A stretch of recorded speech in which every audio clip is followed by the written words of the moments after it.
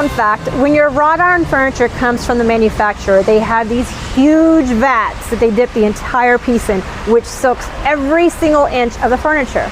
Unfortunately, there are no powder coaters that have vats. But have no fear, Houston powder coaters can help you with this. We do sandblast, and we pay close attention to your furniture, adding phosphate to make sure rust stays at bay. However, once we powder coat, you get a thin layer of all the areas, but thicker on the surface areas. However, you may see some surface rust, and that is normal because of the light coating within the metal. You can get a light dish detergent with some warm water, clean off the areas, let it air dry. Then you'll want to get a clear wax spray, something that you put to your car.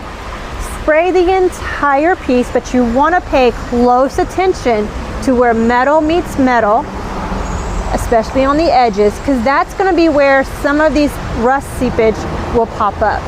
You want to pay attention and put all the wax there.